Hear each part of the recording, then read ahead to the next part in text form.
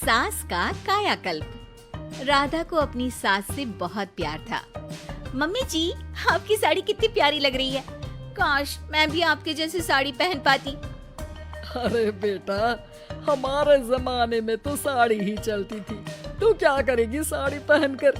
दिन भर भागा दौड़ी करती है, साड़ी कंफर्टेबल नहीं फील कराएगी। तू तो ऐसे ही जचती है बेटा।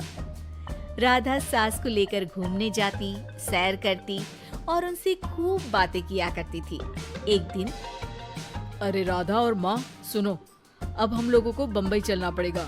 मेरी नई नौकरी वहीं लगी है। अरे वाह माँ, कितना मजा आएगा ना। अरे नहीं नहीं, मैं नहीं जाऊंगी। बड़ा शहर, बड़े लोग, मेरा दिल नहीं लगेगा। अरे माँ, मैं हूँ ना आपके साथ। और सारा परिवार बड़े शहर में शिफ्ट हो जाता है। एक दिन, राधा, तू भी अब नौकरी में जाने लगी है। मैं तो बोर हो जाती हूँ। सोच रही हूँ आसपास की औरतों से दोस्ती कर लूं।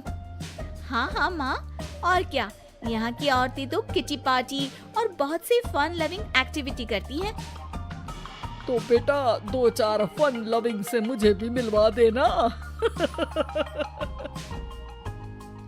बहू सास के साथ बाहर निकलती है तो देखती है कि सास की उम्र की जो औरतें टहल रही हैं, उनका पहनावा ओढ़ावा सास से बिल्कुल अलग है।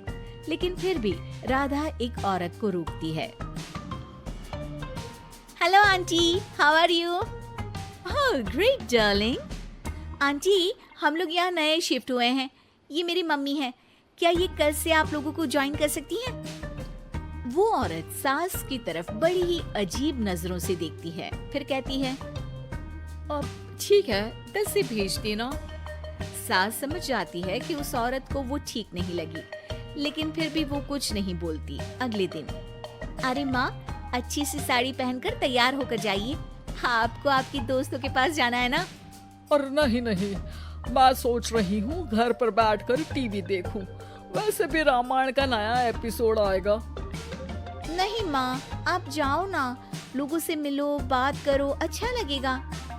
ना चाहते हुए भी सास उन लोगों के पास जाती है, लेकिन सभी सास से बुरा व्यवहार करते हैं। सास मुंह लटकाकर घर आ जाती है। बहू समझ जाती है कि सास को कुछ हुआ है। वो रोज सास को पार्क में भेजती, लेकिन सास रोज मुंह लटकाकर वापस आ जाती। क्या हुआ माँ, आप बाहर जाकर खुश नहीं होती हैं? अरे बेटा, खुश तो हूँ, लेकिन क्या माँ?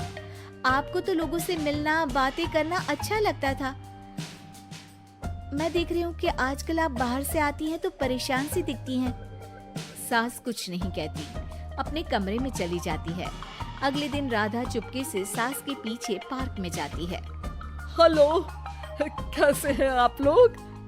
एक औरत मुंह बनाकर साइड हो जाती है।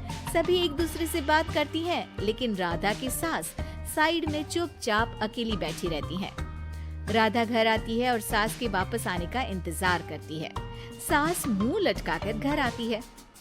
अरे मम्मी जी, तब से इंतजार कर रही हूँ, जल्दी तैयार हो जाइए, मार्केट जाना है। राधा सास को लेकर बाजार जाती है और उन्हें कुछ मॉडर्न कपड़े दिलाती है। अगले दिन सास उन कपड़ों को पहनकर पार्क में जाती है। Oh my God, you are looking gorgeous. Beautiful top, कहाँ से लिया? हे, मेरे घर में कल किटी है, तुम जरूर आना। अजीब औरतें हो तुम लोग। मैं रोज आती थी, तब तो तुम लोग सीधे मुंह बात भी नहीं करती थी। आज इन कपड़ों को देखकर तुम मुझे घर बुला रही हो। लेकिन सुनो, अब मुझे तुम लोगों से कोई बात नहीं करनी और ना ही दोस्ती करनी है। अरे तुम तो बुरा मान गई।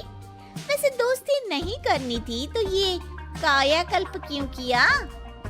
ये मेरी बहू ने किया है। मैं यहाँ सिर्फ ये देखने के लिए आई थी कि तुमको मुझसे समस्या है या मेरे कपड़ों से। कपड़े तो बदले जा सकते हैं। अच्छा चलो, जो भी हो, अब हम लोग तुम्हें अपने साथ रखने को तैयार हैं।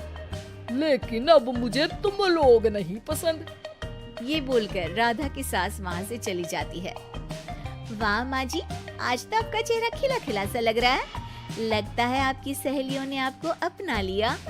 हाँ, वो तो अपनाना ही था। दिखावे वाली जो है वो, मेरे कपड़े बदलते ही उनका दिल बदल गया। लेकिन आज मैं उन्हें मना कर आई, अरे क्यों माँ जी? क्योंकि उन लोगों को मुझसे नहीं मेरे कपड़ों से दोस्ती करनी थी। वैसे मेरे पास तो तू है ना, मेरी प्यारी बहू, मुझे किसी की जरूरत नहीं है।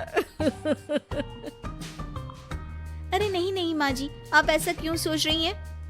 बेटा ये गलत भी तो नहीं है, जैसा देश वैसा भेष, क्यों? ठीक है ना माँ, अब जब ये हम लोगों का देश है तो क्यों ना हम यहाँ का भेष अपना ले।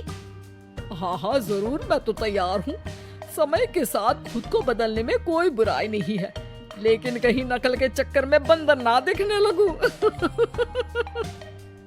खैर, बहू लग जाती है सास की कायाकल्प